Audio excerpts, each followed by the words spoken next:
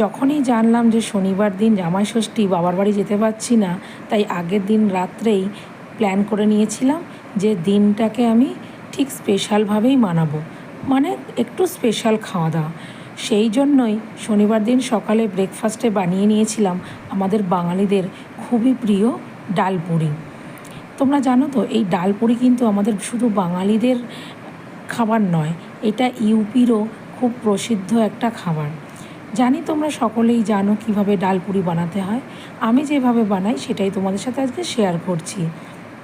তো প্রথমে একটা ভাজা মশলা বানিয়ে নিয়েছি, জিরে, ধনে, মৌরি, শুকনো লঙ্কা, এলাচ আর অল্প একটু হিং দিয়ে ড্রাই রোস্ট করে নিয়ে পাউডার বানিয়ে নিয়েছি। তারপর কড়াইতে সামান্য তেল গরম করে অল্প একটু কালো জিরে ফোড়ন দিয়ে আগে থেকে সেদ্ধ করে রাখা ছোলার ডাল, নুন, হলুদ, একটু আদা বাটা দিয়ে একটু জলটা শুকিয়ে নিচ্ছি। জলটা শুকিয়ে নেওয়ার পর ভাজা মশলার পাউডার দিয়ে ভালোভাবে মিডিয়াম ফ্লেমে বেশ খানিকক্ষণ কুক করে নিতে হবে, যতক্ষণ না মশলাটা ড্রাই হয়ে যায়। তো ডালের পুরটা বেশ ড্রাই হয়ে গেছে, এবার সামান্য একটু চিনি দিয়ে দিলাম। এই ডালপুরি বলো বা মটরশুঁটির কচুরি বলো, এইগুলো একটু মিষ্টি মিষ্টি বেশ ভালোই লাগে, কি বলো, তাই তো? তো দেখো মশলাটা তো আমার পুরোপুরি রেডি হয়ে গেছে।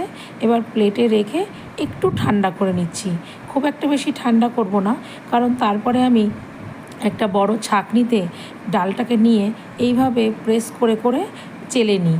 এই স্টেপটা করলে না ডালের একটা খুব মসৃণ, একদম লাম্প ফ্রি পুর তৈরি হয়ে যায়, যার ফলে লুচি বা পরোটার মধ্যে স্টাফিং করে যখন এটাকে বেলা হয় না, মশলাটা কিন্তু বাইরে বেরিয়ে আসে না। তোমরা অবশ্যই ট্রাই করে দেখো। তো দেখো আমার স্টাফিংটা একদম মসৃণ হয়েছে। তো স্টাফিং তো রেডি হয়ে গেছে, চলো ঝটপট একটু পুরিটা বানিয়ে নিই।